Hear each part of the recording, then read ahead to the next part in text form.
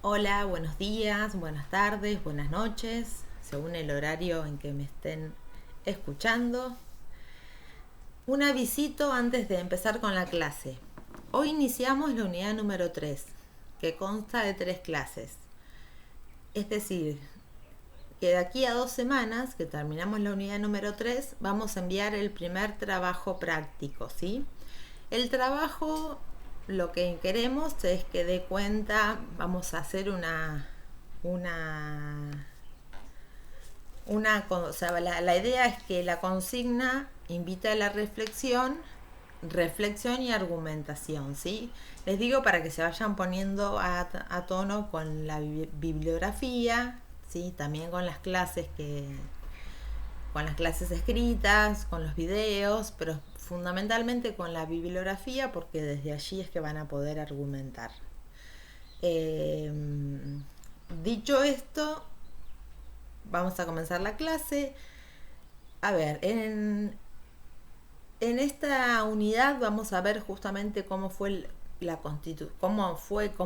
la constitución del sujeto pedagógico. Si pensamos en el sujeto pedagógico actual, es un sujeto pedagógico que está en total cambio constantemente, ¿no? Si nos ponemos hoy, estamos en un momento en donde tenemos un sujeto pedagógico que quizás que cambió de hace 2 años, ¿no? Con la virtualidad, con la semipresencialidad, bueno, estamos en un momento en donde estamos viendo la configuración de un nuevo sujeto pedagógico que no existía. Eh, o sea, estamos en eso. Y justamente la idea que tenemos en la materia es ir analizándolo a lo largo de la historia argentina, ¿sí?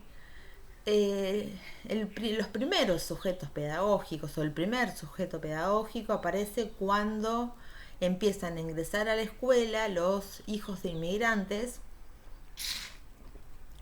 y también en la famosa civilización y barbarie de Sarmiento, donde la escuela tenía ahí un rol de homogeneizar. ¿Qué quiere decir esto?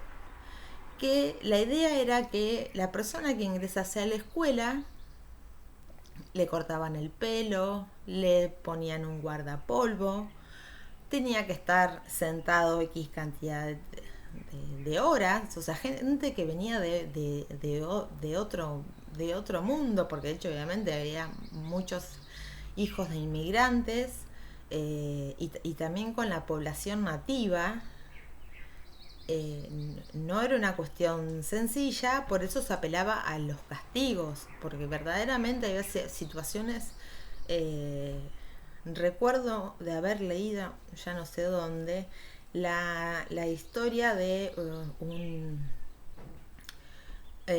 un indio que va a la escuela y que justamente le intentan poner el guardapolvo y con sus músculos y demás era como que lo rompía, pues se sentía como que le estaban poniendo un chaleco de fuerza y más o menos es eso, esa era la impronta de borrar, cortar el pelo, de que la cuestión del idioma, ¿sí? Piensen que a principios del siglo XX, con la llegada de los inmigrantes, eran las aulas estaban llenas de hijos de inmigrantes. Estamos hablando de hombres en ese momento, ¿sí? Muy pocas mujeres accedían al sistema educativo en ese momento. ¿Y para qué se lo formaba? O sea, ¿por qué era importante homogeneizar? Porque justamente después ese estudiante ciudadano era un ciudadano para el trabajo, ¿sí? Y para el trabajo, piensen que hubo leyes en donde si no se trabajaba uno iba preso, así que necesariamente uno tenía que ingresar al sistema educativo para luego, ¿sí?, tener una vida dedicada al trabajo. Entonces, ahí justamente ese sujeto es un objeto. Cuando hablábamos clases pasadas de qué es la objetivación del sujeto, es justamente eso. Cuando uno acá directamente no se consideraba absolutamente nada.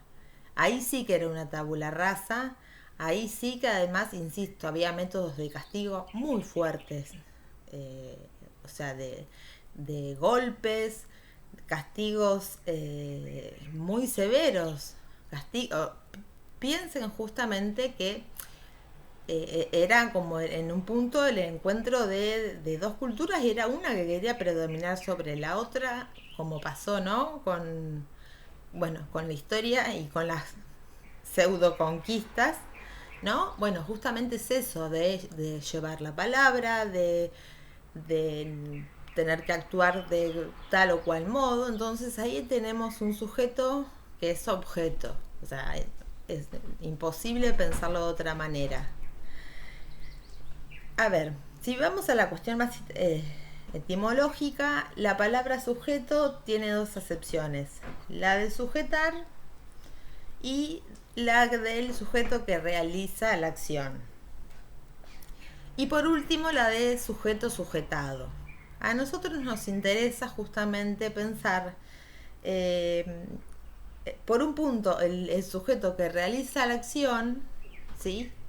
Y en este caso, no vemos o sea, el sujeto realiza la acción porque si no es castigado. O sea, no hay una cuestión eh, que excluya eso. Era una cuestión normativa, era una manera de argentinizar, ¿sí?, el país, que bueno, era justamente era incipiente la relación de el Estado educador y un Estado que empieza a hacerse presente, ¿sí?, especialmente con la llegada de Sarmiento y justamente con esta mirada de que hay que quitar todo aquello que no es, a ver, ni siquiera argentino, porque en ese momento no podemos hablar de una cuestión tan argentina, sino justamente más bien la cultura que se adoptaba era la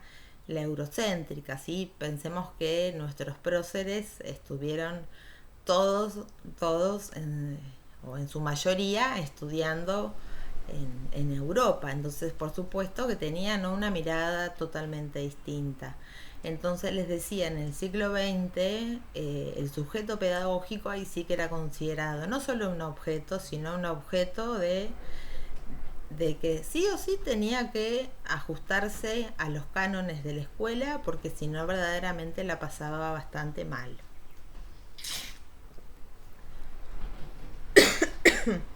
¿Cuál es la propuesta que hacen Caruso y Dussel sobre la mirada del sujeto? En la clase escrita van a encontrar toda la historización, no quiero redundar sobre eso porque lo van a leer.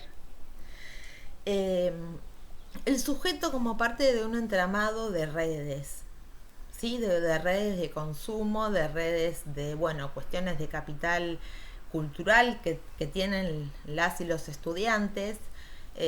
Como les decía, la parte histórica la van a ver ahí porque detallé bastante punto a punto cómo se fue constituyendo la cuestión histórica, pero por eso me interesa ahora pensar la categoría sujeto pedagógico. Por supuesto que vimos que, a ver, si pensamos, cada disciplina va a mirar al sujeto de distinta manera en relación a lo que está haciendo. Por ejemplo, desde la sociología se va a pensar que el sujeto está determinado por la sociedad. Se me viene Rousseau a la mente con el niño que nace bueno y es la sociedad la que lo corrompe. Vamos a hablar ahora un poco de infancia y de juventud, que es algo que plantean los autores en el texto. Rousseau decía, el niño nace bueno por naturaleza, pero la sociedad lo corrompe. Por eso él, en su obra El Emilio, lo que propone es la formación, o sea, de un ciudadano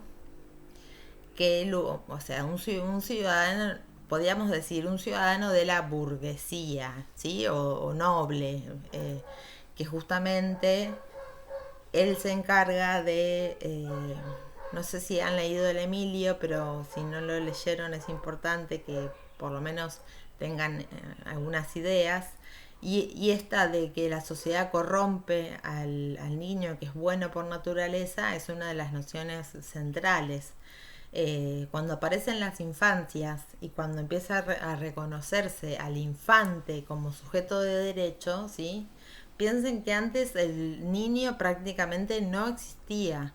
O sea, no había una cuestión de, como tenemos ahora, de no, el niño no era que causaba ternura o el niño, o sea, la situación de niñez era un momento de espera hasta ponerse los pantalones largos y salir a trabajar. No había otra cuestión. Era, o sea, el niño no era un ciudadano con derechos a la educación, ¿sí? Lo que podía aprender lo aprendía en su casa y luego ya pasaba muy tempranamente al mundo laboral. ¿Qué pasa con, qué pasa con los sujetos hoy? ¿Sí? En realidad hoy tenemos un sujeto pedagógico que veremos en qué derivará, porque la verdad que en este momento estamos afrontando un nuevo proceso de cambio. Siempre que hay cambios en los sujetos. En realidad justamente en las posibilidades de libertad y de necesidad. Y aquí lo de libertad y necesidad. Eh, la relación sujeto-objeto, como les contaba justamente en las ideas de Sarmiento y en lo que fue en lo que fueron los primeros años del siglo XX, luego lo que fue en la dictadura, ¿sí? Bueno, no solo la última, la de Onganía, ¿sí? Eh, Justamente ahí también un sujeto que se adecue a ser un ciudadano eh, que no sea crítico, que no, o sea, era la educación memorística, un ciudadano que se comporte según las normas y normas muy fuertes, ¿sí? La educación en las dictaduras, siempre uno piensa educación dictadura y sucede esta cuestión de ver que si no se ajustaba también era plausible de recibir grandes castigos. Entonces, hoy en día tenemos un sujeto que además está atravesado por una multiplicidad de conocimientos, ¿sí? Nos sucede en las aulas de que los estudiantes conocen el tema que estamos hablando y a veces tienen hasta más conocimientos que el propio docente. En relación al uso de las tecnologías, por supuesto, eso se vio muchísimo el año pasado y este año también, pero el tema es que ya la escuela no es el único lugar poseedor del saber. Entonces, el sujeto pedagógico, ¿sí? No es exclusividad de la escuela. Hay una frase que a mí me gusta mucho, es, la enseñanza es obligatoria, pero el aprendizaje es voluntario. Y algo tiene que ver con esto, ¿sí? Nosotros, Dussel en una entrevista reciente dice que la escuela actual no está preparada para los sujetos que estamos recibiendo, ¿sí? Que son niños y niñas o jóvenes que conocen sus derechos, porque por supuesto eh, desde desde la última ley de educación, que ya se los dije, que concibe a la educación como, como un derecho, y los adolescentes poseedores también de conocimiento, la relación se modificó de forma en la cual hay docentes que siguen trabajando como que el alumno es una vasija, ¿sí? ¿Por qué? Porque a veces es la escuela que tiene esa forma de trabajar, a veces obviamente es la forma en que saben enseñar, y les dije, la enseñanza es obligatoria, pero el aprendizaje es voluntario. Eh, y después estamos quienes consideramos al otro como una persona, o sea, como un ser que también es un sujeto, es una relación de sujeto a sujeto donde hay un intercambio, donde hay un ida y vuelta. Y voy a volver a decir esto, aunque ya lo dije varias veces, pero para que quede claro. las prácticas de la escuela tradicional todavía están en nuestras aulas, ¿sí? Porque, bueno, ya se lo he comentado, pero lo volví a leer, que justamente en este momento estamos, es cierto, en este momento estamos en una... Hay una definición que me gusta mucho de Ruth Half, que se llama que en este momento estamos en un estado de excepcionalidad. ¿Qué quiere decir con eso? Y que no lo podemos encasillar en ningún lado, porque estamos viviendo algo inédito. Por eso a este momento le vamos a decir que estamos en un estado de excepcionalidad en el cual la relación entre docente y alumno está o mediada por las tecnologías, o algunos estudiantes que están yendo a las clases presenciales, o casos mixtos de presencialidad, virtualidad. Entonces, bueno, la verdad no me arriesgaría a decir cuáles son las características. Si bien sabemos que justamente esto que les decía, que conocen todos los recursos tecnológicos, que los estudiantes hoy obviamente tenemos a Google al servicio del consumidor, y todo pensándonos, o por lo menos en lo personal, que mi vida fue en una biblioteca, ¿no? Mi vida de estudiante secundaria y universitaria fue en la biblioteca, porque era el espacio donde uno tenía ahí el material para poder estudiar. Hoy la biblioteca en muchos puntos quedó obsoleta, ¿sí? ¿Por qué? Porque justamente esos mismos textos pueden estar subidos ya en bibliotecas digitales, porque los estudiantes, la verdad, encuentran mucha información. A veces vienen, lo que les decía, justamente a veces la situación es que el estudiante tiene mucho más conocimiento que el docente sobre determinados temas. Bueno, cuando lean el texto, ¿sí?, van a encontrar que hay distintos aportes. Lo que les decía, esta cuestión del sujeto entre la libertad y la necesidad, lo vemos claramente en el ejemplo que les dije de civilización y barbarie. O sea, la libertad estaba en poder, en que puedan que puedan educarse, y la necesidad era justamente la de formar a un ciudadano que se ajuste a lo que para Sarmiento y su entorno fuese la cuestión de quitarle todas, pensemos en el gaucho también, ¿no? O sea, el gaucho, el indio, el inmigrante, quitarle todo aquello que le es propio, que le es natural, para formar un sujeto que tenga las características que en ese momento eran la de constituir un sujeto que represente a los valores argentinos, ¿sí? Y bueno, y con eso bueno, lo van a encontrar justamente porque escribí bastante sobre la historia y cómo fue de a poco, también por los procesos, y esto no es menor, por los procesos económicos, sociales y políticos, ¿sí? Por ejemplo, el 2001 también hubo un quiebre muy fuerte en la cuestión del sujeto pedagógico. A partir, a partir de determinados hitos, uno va viendo que se constituyen nuevas...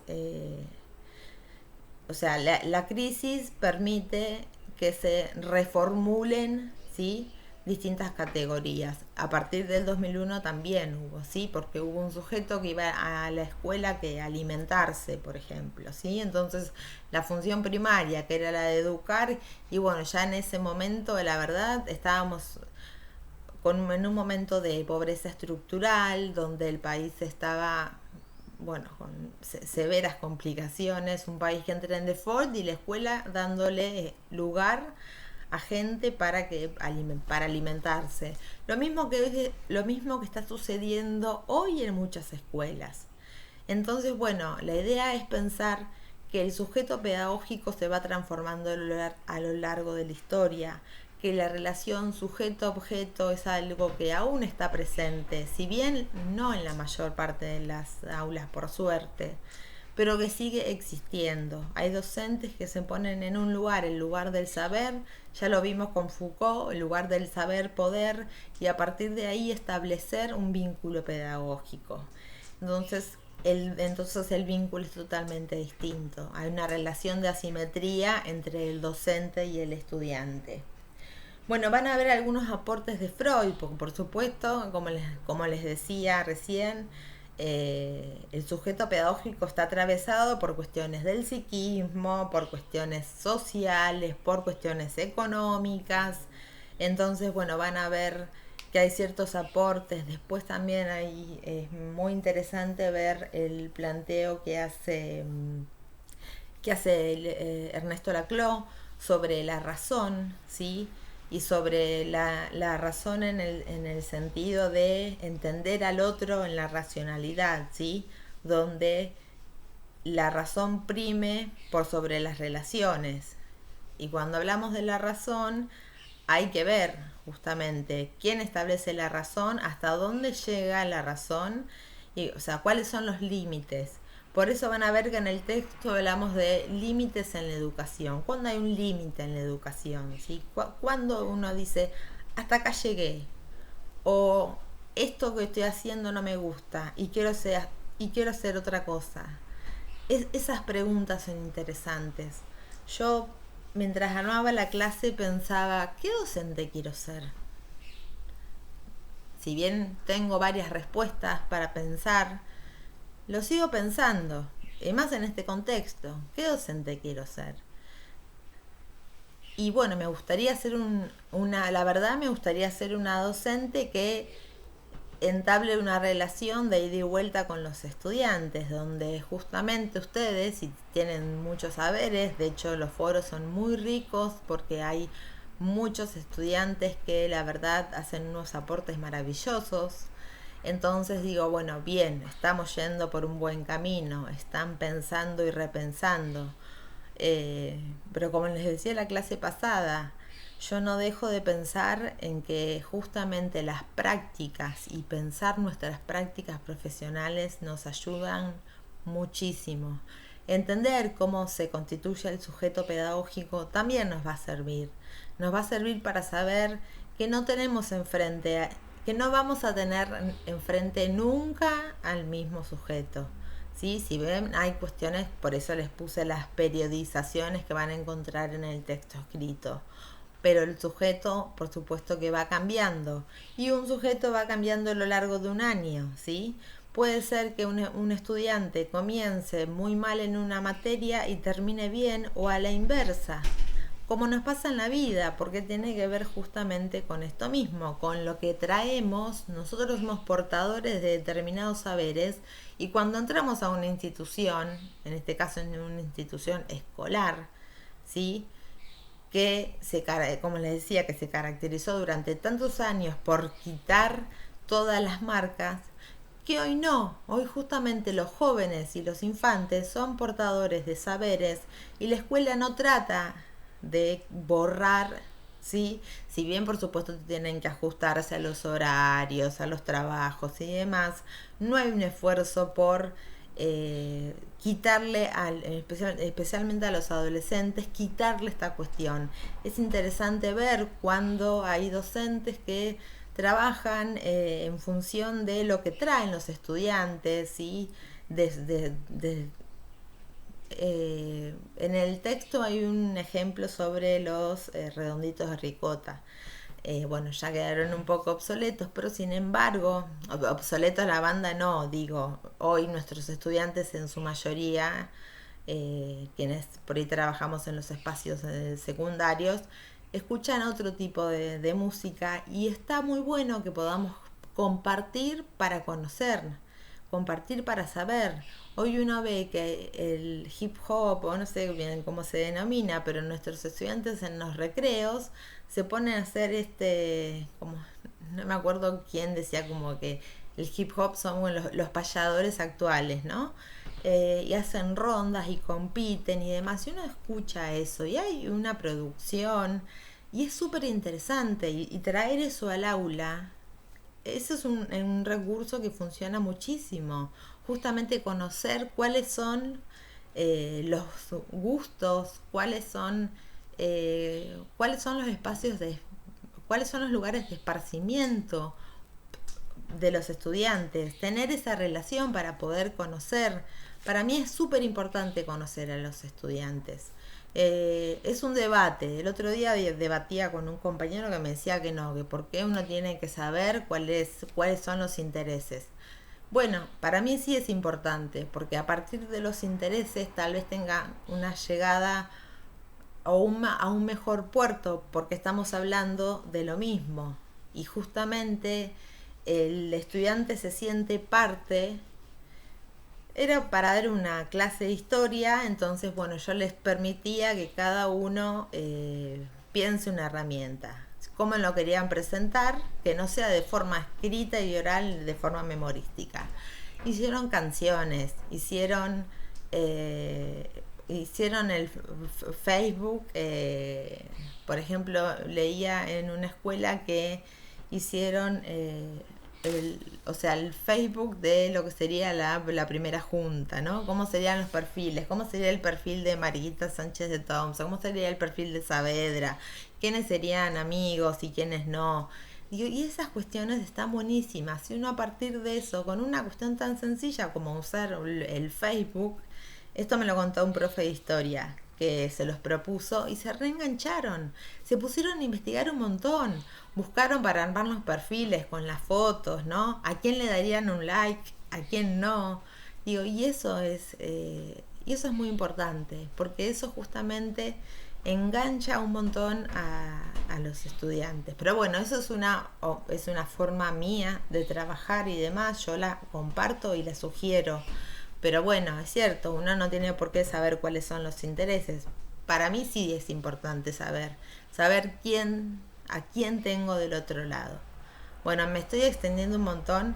Lean el texto, van a encontrar dos cuestiones, porque me tomé un trabajito de hacer una narración sobre los sucesos que configuraron al sujeto a lo largo de la historia, ¿sí? Desde la ley 1420 hasta la actualidad. Y por otro lado van a tener que leer el texto que, justamente como les dije, tiene un abordaje bastante amplio, porque hay una mirada sociológica, hay una mirada psicológica, hay una mirada historiográfica. O sea, justamente cómo se va debatiendo y cómo se piensa el sujeto pedagógico. Hoy, en este momento, en este estado de excepción, tenemos un sujeto pedagógico que se está constituyendo. De aquí a unos años le pondremos algún nombre. En este momento no tenemos cómo nombrarlo. Solamente esto es decir, bueno, estamos en un estado de excepción. Ya veremos luego cómo denominaremos este periodo pandémico, ¿sí? ¿Será el sujeto pandémico? Bueno, vaya uno a saber. Les mando un saludo, espero que estén bien y nos encontramos el viernes que viene en la próxima clase.